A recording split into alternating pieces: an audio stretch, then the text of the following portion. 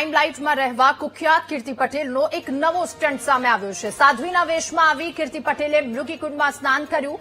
જૂનાગઢના મૃગીકુંડમાં સાધુઓની વચ્ચે કીર્તિ પટેલ જેણે સ્નાન કર્યું। શ્રદ્ધાળુઓના ઘસારા વચ્ચે ભગવા વસ્ત્રોમાં કીર્તિ પટેલ ત્યાં ગઈ હતી અને સાધ્વીના વેશમાં આવેલી કીર્તિએ સાધુની વચ્ચે મૃગીકુંડમાં ડૂબકી પણ લગાવી। આ ઘટનાની જાણ થતાં સાધુ સંતોમાં નારાજગી ફેલાઈ છે। આ વાતને લઈને તો એસડીએમએ તાત્કાલિક કીર્તિ પટેલને મેળાની બહાર પણ હાંકી કાઢી હતી। અગાઉ અવારનવાર વિવાદમાં રહી ચૂકેલી કુખ્યાત કીર્તિ પટેલ જેલમાં જઈ ચૂકેલી ફરી એક વખત વિવાદ સર્જ્યો છે। તંત્રે કીર્તિ પટેલને મેળામાંથી બહાર કાઢી અને ભગવો ધારણ કરી કીર્તિ પટેલ સાધુઓની વચ્ચે મૃગીકુંડમાં પહોંચી હતી। જો કે જાણ થતાં તરત જ તેને બહાર કાઢવામાં આવી હતી, પરંતુ આ વાતને લઈને સાધુ સંતોમાં ભારે નારાજગી પણ જોવા મળી છે। સાથે જો આ ખોટું હશે તો કાર્યવાહી પણ કરવામાં આવશે એ વાત પણ જણાવી છે। ત્યારે ભગવો વેશ ધારણ કરી અને કીર્તિએ ફરી એક વખત નાટક કર્યા છે। ત્યાં સાધુ સંતો જેમની આસ્થાને ઠેસ પહોંચાડી આ કુખ્યાત કીર્તિએ ફરી એક વખત સ્ટન્ટ કર્યો છે। લાઇમલાઇટમાં રહેવા માટે ભગવો ધારણ કરી કીર્તિ પટેલ કે જ્યાં પહોંચી હતી મૃગીકુંડમાં સાધુ સંતોની વચ્ચે તેણે ડૂબકી પણ લગાવી સ્નાન કર્યું હતું। જાણ થતાં તરત જ તેને ત્યાંથી બહાર કાઢવામાં આવી હતી। જો કે ઘટનાની જાણ થતાં સાધુ સંતોમાં પણ આ વાતને લઈને નારાજગી જોવા મળી।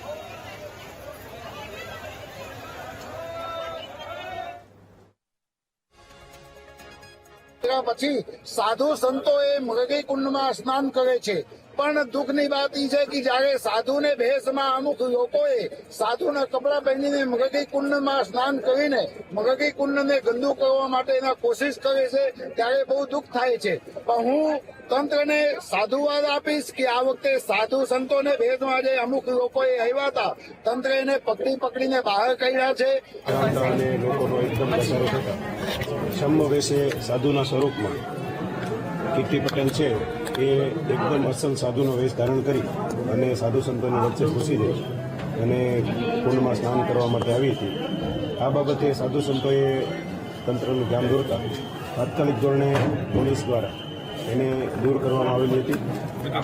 આ બાબતે સાધુ સંતો છે એમને નીતિ નિયમો બાબતે ચર્ચા કરવામાં આવશે અને જો આ બાબતમાં કોઈ પણ ગેરકાયદેસર કૃત્ય બનતું હશે અથવા તો કોઈ ધાર્મિક લાગણી દુભાવવાની બાબત પણ હશે તો આ બાબતે ચોક્કસથી કાર્યવાહી કરવામાં આવશે। તો ભજન, ભોજન અને ભક્તિનો ત્રિવેણી સંગમ એટલે ભાવનાથ મહાદેવ મંદિર ખાતે યોજાતો મહાશિવરાત્રીનો ઐતિહાસિક મેળો। 5 દિવસ સુધી ભક્તિભાવથી છલકાયેલા આ મહોત્સવ મહાશિવરાત્રીની મધરાતે મૃગીકુંડમાં સાધુએ શાહી સ્નાનની સાથે પૂર્ણ થયો। લાખો ભાવિકોની હાજરી વચ્ચે મેળાએ આ વર્ષે પણ ભવ્યતા અને આસ્થા બંનેનો અદભુત નજારો સર્જ્યો હતો। જૂનાગઢના ગિરનાર તળેટીમાં મહાશિવરાત્રીના પર્વે સવારથી જ ભાવિકોનું ઘોડાપૂર ઉમટી પડ્યું હતું।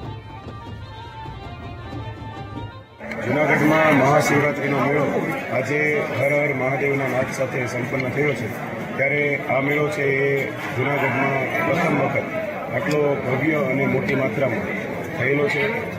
આ મેળામાં જે સાધુ સંતો છે એમની સંખ્યા પણ વધી છે, આવનારા લોકો છે એની સંખ્યામાં ઘણો બધો વધારો થયેલો છે। જૂનાગઢમાં મહાશિવરાત્રીનો મેળો એ મુખ્ય આકર્ષણ હોય છે, ભજન, ભોજન અને ભક્તિનો સંગમ હોય છે। આ મેળામાં મોટી સંખ્યામાં લોકો આવે છે અને પુણ્યનું ભાથું બાંધતા હોય છે। એક અંદાજ છે કે અંદાજિત 25 લાખથી વધારે લોકોએ આ મેળાનો લાભ લીધેલો છે। મેળામાં ક્યારેય મોટી માત્રામાં ન આવેલા હોય એટલી સંખ્યામાં સાધુ સંતો પણ નોંધાયેલા છે।